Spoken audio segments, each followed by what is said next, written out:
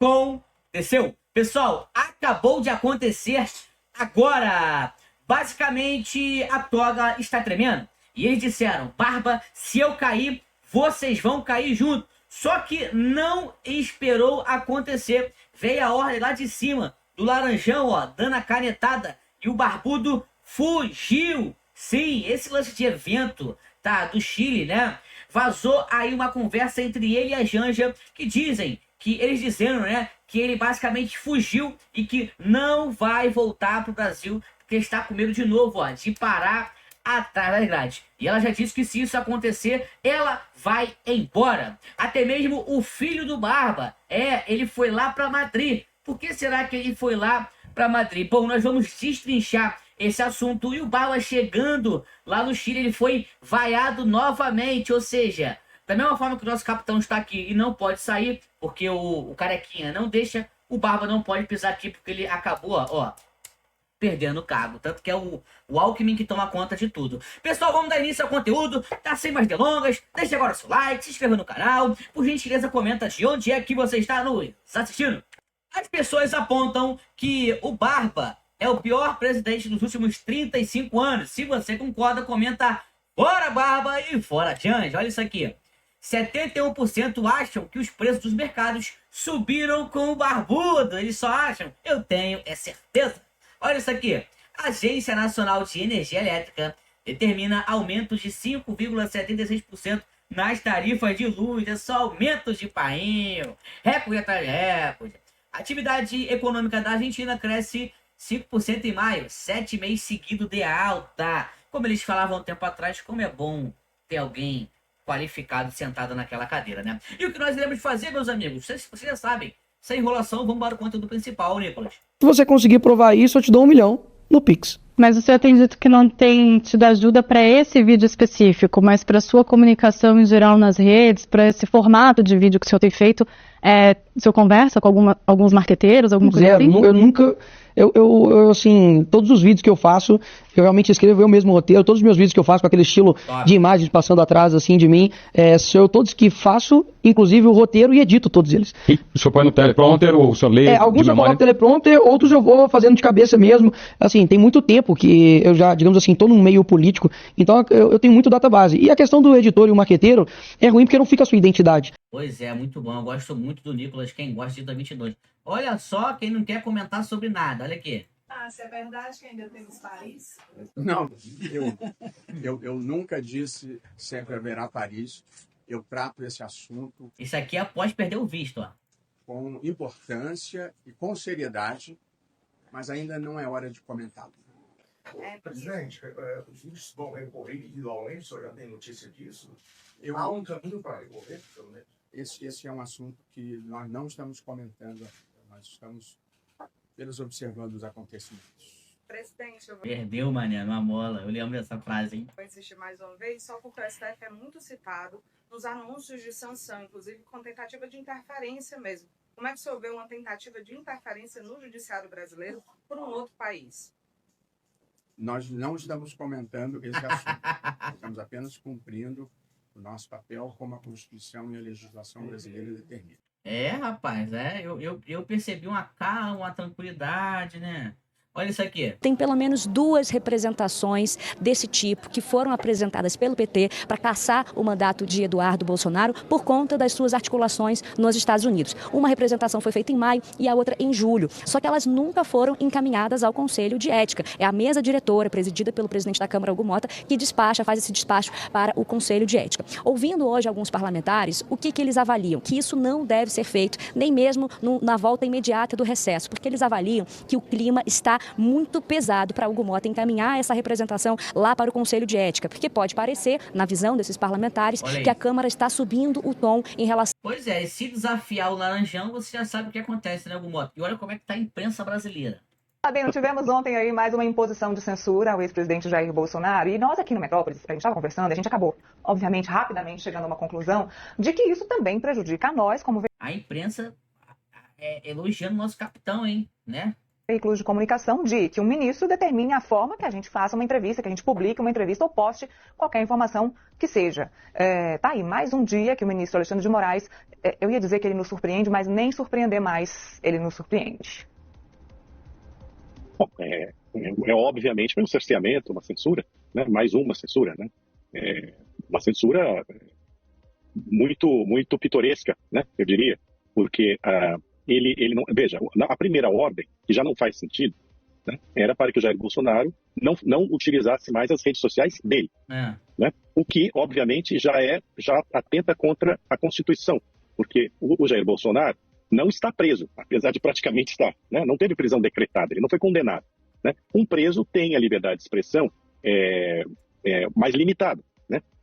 Tanto é que... Por quê? Porque pode representar uma ameaça à ordem, esse tipo de coisa. No entanto, em 2019, o Lula, então preso, pôde dar uma entrevista por deliberação do STF, que disse que ele tinha direito à sua liberdade de expressão. Ou seja, a própria mídia defendendo o nosso capitão, tá? Defendendo ali um ex-presidente do nosso capitão. Olha o que trouxe aqui o Paulo, meu amigo. Olha isso aqui que o Paulo trouxe. Aqui é o Ancapso, tá? Canal muito bom, Ancapso. Eu vou explicar para vocês. Vejam, por exemplo, a lista dos 20 maiores exportadores do Brasil.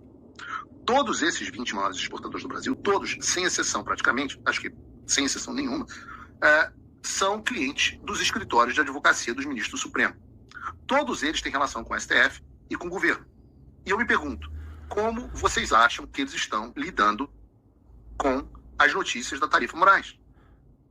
Mas é claro que, no primeiro momento, a gente vai ter aquelas pessoas que creem que não vai acontecer. Não vai acontecer a brasileira. Rapaz, vocês viram aqui tá o Peter, né, do Ancapso, muito bom, tá? E começou as vaias com barba, olha aí.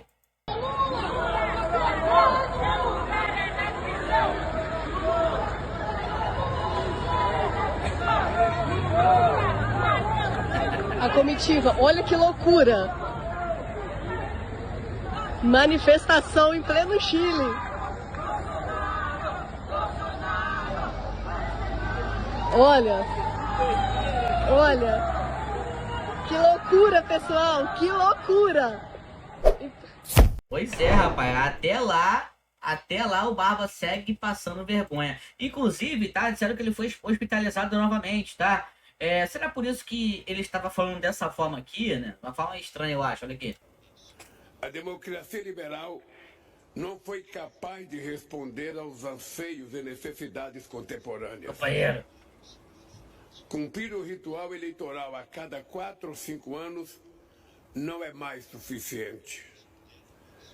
O sistema político e os partidos caíram no descrédito. Por essa razão, conversamos sobre o fortalecimento das instituições democráticas e do multilateralismo, em face dos sucessivos ataques que vem sofrendo. Companheiro, que ele tá estranho, eu concordo com você que está, não tá, pessoal? E o nosso capitão no dia de hoje, olha aí, ó.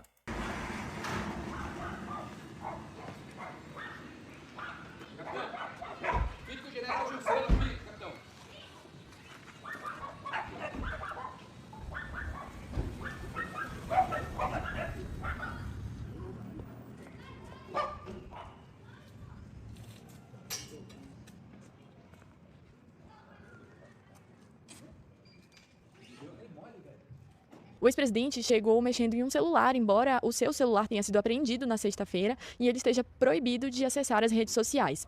O que acontece é que na sexta-feira, o ministro Alexandre de Moraes determinou medidas restritivas contra o ex-presidente, como o uso da tornozeleira eletrônica e a proibição de aparecer em redes sociais. Na segunda-feira, o ministro publicou um despacho esclarecendo essa decisão e dizendo que o ex-presidente não poderia aparecer nas redes sociais, mesmo que de terceiros. Ele descumpriu a medida ao final de sua saída da Câmara dos Deputados na segunda-feira, quando ele falou com a imprensa e mostrou a sua tornozeleira eletrônica pela primeira vez.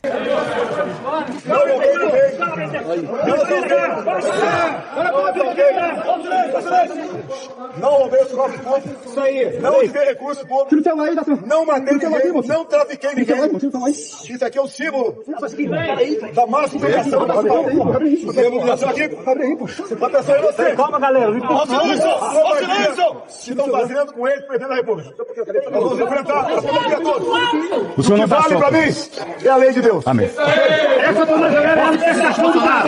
É isso aí, né, cara? Que vexame. Vou te falar o que estão fazendo com ele, mas a vitória é certa, meus amigos. Eu estou muito empolgado. Olha isso daqui. Os próprios pessoal do Barba tá com medo de falar com o Laranjão e ele não ser atendido novamente. Isso já aconteceu com a embaixadora. Olha aí. Eu venho questionando, principalmente Itamaraty me diz sobre se está, pelo menos, sendo pensada uma comitiva, né, uma missão oficial do governo brasileiro para Washington, e não.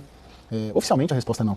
Oficialmente a resposta é de que o governo brasileiro está esperando a resposta ou sinal do Trump das duas manifestações formais que o Brasil encaminhou. Uma no dia 16 de maio, portanto numa data pré-tarifaço, e a outra na terça-feira, segunda-feira da semana passada, que foi a carta que o Alckmin relatou indignação, mas ao mesmo tempo se disse aberto ao diálogo. Está pedindo a palavra, Daniel? Deixa eu só complementar isso que o Caio está dizendo, porque eu também tenho feito o mesmo exercício e a mesma abordagem. Uma coisa que eu escuto muito aqui do governo brasileiro é: bom, vocês estão cobrando tanto que vai uma delegação ali, Alckmin, Mauro Vieira, ou segundo escalão, mas e se der com o nariz na porta ali dos gabinetes em Washington, vocês serão os primeiros a reclamarem e a mostrarem o fracasso da missão brasileira. Mas aí são os nossos papéis, né? O papel da imprensa é esse, o papel do governo brasileiro é esse. Pois é, estão com medo. Eles sabem que o Laranjão não vai atendê-lo. Eles sabem, rapaz. Eles sabem disso, né? Olha essa situação aqui, cara. Olha só. Você acha mais bandido, Lula ou Bolsonaro? Bolsonaro agora, né? Pelo que tá aparecendo. Do Bolsonaro a Suzane von Richthofen. Bolsonaro agora, né? Bolsonaro ou Alexandre Nardoni? Bolsonaro. Bolsonaro ou goleiro Bruno? Bolsonaro é o jeito. O goleiro Bruno deu uma mulher pra um cachorro comer a mulher. O Bolsonaro é mais bandido. Daí, né? Depende, né? Aí você me quebra, né? Se o Bolsonaro é bandido, não dá nem. Qual crime ele cometeu? O esquema aí que ele tava armando contra a República aí. Você pode me falar qual que é esse esquema? Não tem como eu dizer pra você, porque a gente viu pela internet, assim, pelo jornal, né? Tá gostando do governo Lula? Na minha opinião, tá bom. O que ele fez que você gostou no governo? Não tô acompanhando muito, né? Porque nem votar nele. Vou te falar, cara. É um tipo de coisa que às vezes você vê, e aí você é pra te dar indignação, né? Você fica nervoso, Olha esse indagamento aqui do Nicolas, muito bom. Então vamos lá. Mais uma pergunta aqui então para a esquerda que até hoje não recebi nenhuma resposta. Se o Trump mandar um avião agora das forças armadas dos Estados Unidos, né, mandar para cá e para resgatar o Bolsonaro e ir para os Estados Unidos, isso é ferir a soberania nacional? Porque foi exatamente isso que o Lula fez. Mandou um avião pago com seus impostos para poder ir e buscar a ex-primeira-dama do Peru, que foi condenada por corrupção, não foi por uma tentativa, possibilidade de golpe, e trouxe ela para cá. Ele interferiu também agora pedindo a liberdade da Cristina Kirchner, que também foi condenada por corrupção. Então, o Foro de São Paulo faz desde 1990, interferência em todos os países da América Latina. Não sou eu que estou falando horas, pesquisa, duvida do Nicolas. José Disseu falou já em entrevista, todos os presidentes que participaram do Foro de São Paulo, os participantes viraram presidentes na América Latina depois. Então, peraí, quem que feriu a soberania nacional? E outra, tá falando de soberania nacional, então vamos cortar então as relações com a China. Porque 30% das exportações é para a China. Ele é o nosso maior parceiro comercial. Então, isso quer dizer que ele está ferindo a soberania nacional. E outra coisa, quando os Estados Unidos tomam essas decisões, são decisões a respeito do país deles. Ou seja, ele está decidindo sobre a importação. Porque a sanção com o ministro Alexandre de Moraes é uma interferência na política externa. Não, ele está impedindo. Como que impedir uma pessoa de entrar no seu país fere o seu país? Não faz sentido. Ele cita na decisão suspender o processo, enfim, ele cita o processo que acontece aqui contra o ex-presidente Jair Bolsonaro. Isso não seria uma tentativa de intervir no judiciário brasileiro? Vai dar opinião e falar que está tendo uma caça às bruxas aqui, perseguição no Brasil, atestar a realidade interferir na soberania nacional? Se fosse então, você acabou de afirmar que o Lula também interferiu também na decisão da Cristina Kirchner. Percebe?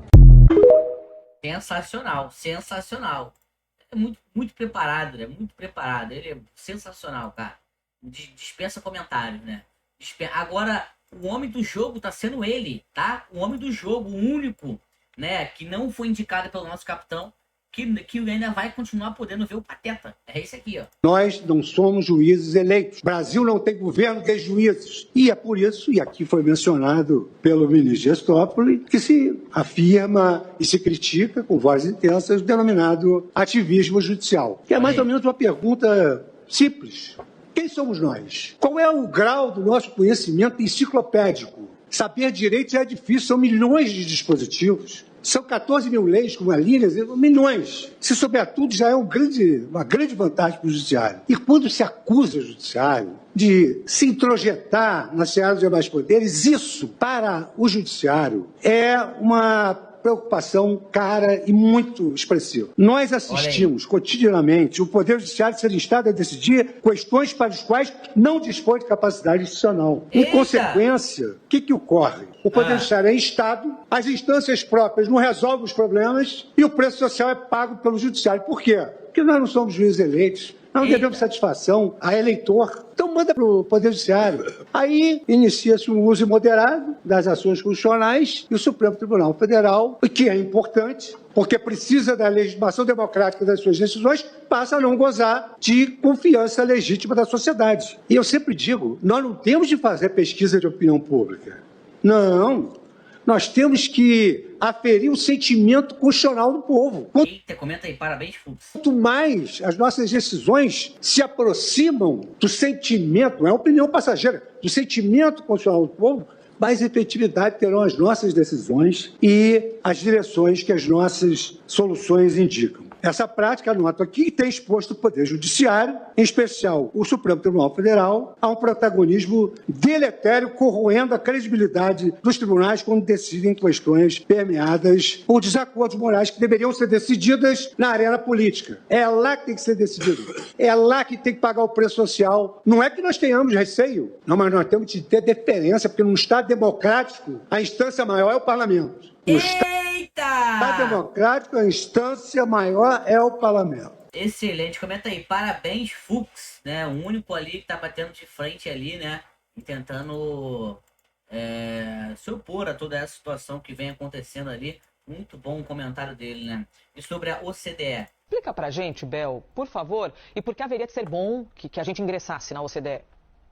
Bom, essa é uma construção que o Brasil está tentando fazer e não é de hoje. Começou a ter um certo avanço a partir de 2022, justamente porque firmou alguns compromissos. Adivinha sobre o quê? Sobre o IOF, de conseguir zerar gradualmente o IOF até 2029. A gente está indo na contramão, a gente está aumentando a alíquota. Isso não são vozes assim da minha cabeça, Elisa, são vozes do Congresso Nacional que estão soprando isso como consequências negativas diante dessa derrota jurídica que Câmara e Senado sofreram ontem a partir da decisão do ministro Alexandre de Moraes.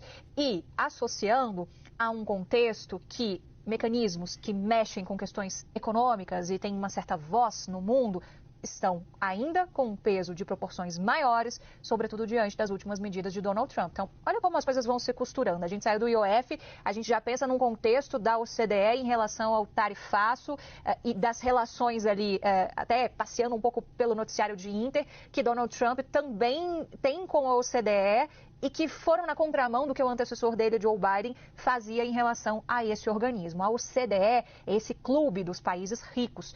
E o Brasil tinha uma certa pretensão, que foi construída nos últimos anos, de ingressar. E agora Pois é, e agora não vai ser possível, porque a taxa em cima de taxa é coisa em cima de coisa, olha aí. Uma é garantia da ordem pública e outra garantia da ordem econômica. O que precisa para você poder permitir que se proíba alguém de dar uma entrevista ou não? Haver garantia da ordem pública? Como a professora está dizendo, haver garantia da ordem pública ou da ordem econômica? Como é que eu posso acreditar, por exemplo, que o Champinha dá uma entrevista ou que o Fernandinho Beira que o Bolsonaro dá uma entrevista? Não faz o menor sentido. E mesmo no caso do Lula, ele teve recursos e os recursos caíram onde? No STF. Então, se o STF firmou jurisprudência nesse sentido, não faz sentido agora o próprio STF dar uma decisão contrária a si próprio e fazer o Bolsonaro ter de recorrer ao próprio STF para ele chegar à conclusão que ele já tinha chegado antes. Faz sentido, até porque não tem a quem recorrer das decisões do Moraes, como a gente sabe, tem sido impossibilitado todo e qualquer recurso. Decisões monocráticas tomadas por ministros do STF em inquéritos, elas são impassíveis de recurso e isso é uma jurisprudência do STF. No caso do Lula, isso foi possível simplesmente porque o caso do Lula estava na primeira instância, o caso do Bolsonaro está na última instância. Então não faz nenhum sentido. Isso mostra todo o caráter realmente político. Repito a você, como é que eu posso acreditar que um traficante ofenda menos a ordem pública dando entrevista do que um ex-presidente da República? Não faz sentido. É claro que tem um tom político nisso, é claro que essa decisão é política e isso tem de ser sim evitado ao máximo. Uma coisa é uma Suprema Corte dar decisões que influenciam na política por ela ser a Suprema Instância. Outra coisa é as suas decisões serem contaminadas pela política e os ministros se tornarem mais instrumentos da política do que da técnica jurídica. Eita, a professorazinha ali, né? Poderia ter ficado sem essa, professora. Poderia ter ficado, poderia. Agora, olha isso daqui, cara. Olha isso daqui, cadê? Pessoal, tá onde? Aqui, ó. Achei, rapaz. Aqui, ó. Olha ele falando aqui, ó. Em 2022, ele falando. O preço do combustível não para, na verdade, é de subir. Significa que algo está muito errado nesse país. o Bolsonaro poderia, uma canetada, como fez o Pedro Parente, obrigar o presidente da Petrobras a reduzir o preço. 2022, agora é a hora de 2025, quando ele está sentado lá para tomar decisão. Eu não autorizei aumento do diesel. Porque desde o meu primeiro mandato, que eu aprendi que quem autoriza o aumento do petróleo, derivado de petróleo, é a Petrobras e não é o presidente da República. Pessoal, nosso vídeo foi esse. Muito obrigado pela presença de cada um de vocês. Vocês que assistiram o vídeo todo, por favor, comenta aí. Eu assisti ao vídeo todo. Fui!